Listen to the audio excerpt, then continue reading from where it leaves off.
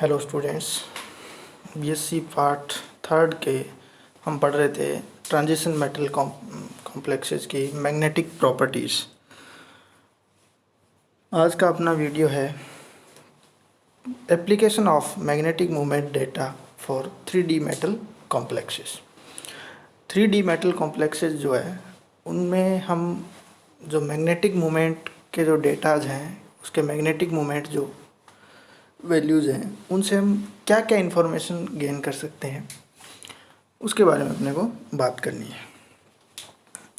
Mu effective को जानकर हम अयुग्मित इलेक्ट्रॉनों की संख्या बता सकते हैं, जिससे उस कॉम्प्लेक्स की स्टीरियोकेमिस्ट्री, टाइप ऑफ बॉन्डिंग और कॉम्प्लेक्स में प्रेजेंट मेटल आयन की ऑक्सीडेशन स्टेट आदि ज्ञात करने में अपने को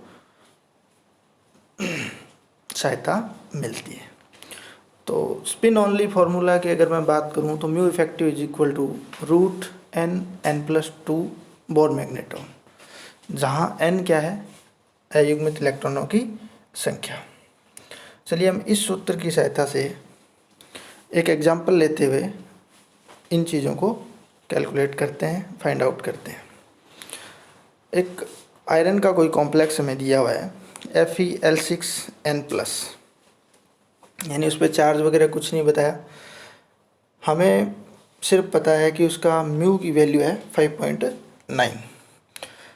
तो यहाँ से अपने को पता करना है कि उसमें आयरन जो है वो कौन सी ऑक्सीडेशन स्टेट में प्रेजेंट है, उसमें लिगेंड की ज्योमेट्री क्या है, संकुल की ज्योमेट्री क्या है, लिगेंड और मेटल के बीच बॉन्डिंग किस प्रकार की है।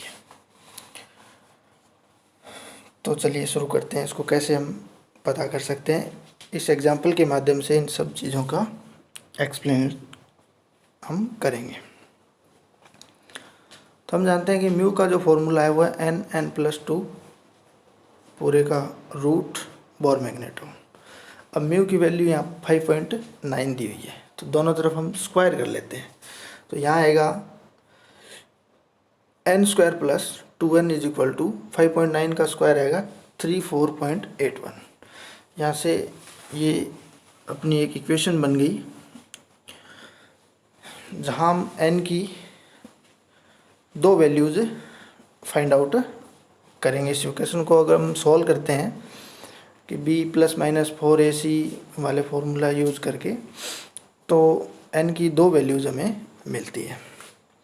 एक मिलती है -13.97 वाली और एक मिलती है 4.9 यानी ऑलमोस्ट 5।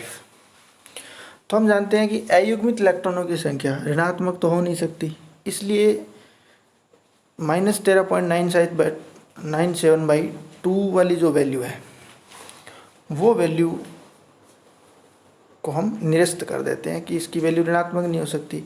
तो यहाँ एक्सेप्टेड जो वैल्यू होगी वो होगी 4.9। अब चूंकि इलेक्ट्रॉन टुकड़ों में तो हो नहीं सकते, 4.9 का क्या मतलब हुआ कि 5 के आसपास है, यानी n की वैल्यू आ गई 5। तो इसका मतलब ये हुआ कि इस कंपाउंड के अंदर 5 अयुग्मित इलेक्ट्रॉन प्रेजेंट है।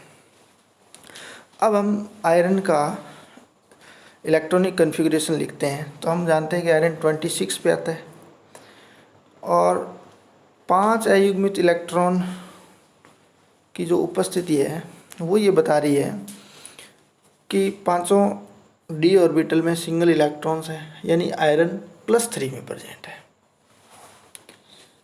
जो 3 एक्स्ट्रा इलेक्ट्रॉन थे जो जिनकी वजह से युग्मन हो रहा था वो निकल चुके हैं। अब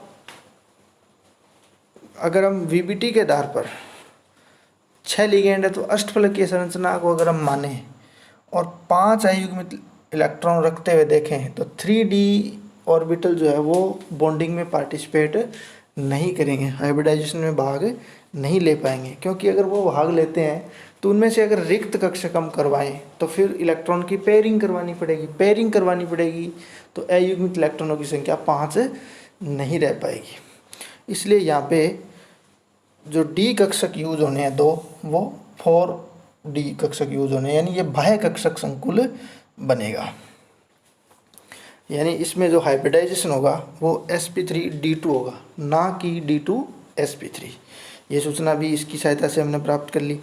अब चूंकि ये बाह्य कक्षक संकुल बन रहा है, पेयरिंग नहीं हो रही, तो हम CFT पे जाएं। इसका मतलब क्या हुआ कि वो जो लिगेंड है वो वीक फील्ड लिगेंड है, यानी वो पेयरिंग नहीं करवा रहा, तो वो वीक फील्ड लिगेंड है।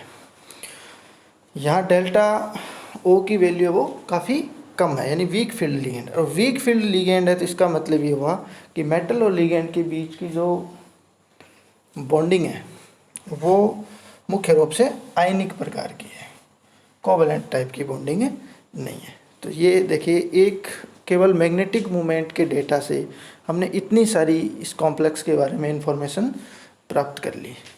तो ये इसका एप्लीकेशन था मैग्नेटिक मोमेंट का।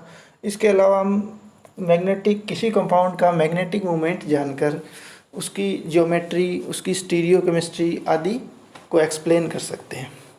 जैसे कि कोई D7 मेटल है मान लो, उसका अगर मैग्नेटिक मोमेंट कम आ रहा है जितना आना चाहिए, अयुग्मित इलेक्ट्रॉन मान लो उसमें 3 है, 3 के संगत आ रहा है, कोई कोबाल्ट का कॉम्प्लेक्स है, तो हम यहाँ एक तर्क दे सकते हैं कि ऑक्टाहेड्रल या टेट्राहेड्रल किस प्रकार का कॉम्प्लेक्स है। तो टेट्राहेड्रल में क्या है, ऑर्बिटल कंट्रीब्यूशन बहुत कम होता है, इस वजह से मैग्नेटिक मोमेंट की वैल्यू कम आएगी। और ऑक्टाहेड्रल कॉम्प्लेक्सेज में ऑर्बिटल कंट्रीब्यूशन ज़्यादा होता है। तो यहाँ से हम एक आइडिया ले सकते हैं कि वो कंपाउंड टेट्राहेड्रल हो सकता है या ऑक्टाहेड्रल हो सकता है। इस तरह की बहुत सारी चीज़ें हम मैग्नेटिक मोमेंट की सहायता से ज्ञात कर सकते हैं। तो आज ये अपना अंतिम वीडियो था इस चैप्टर का। चैप्टर अपना कंप्लीट हो गया है। Thank you.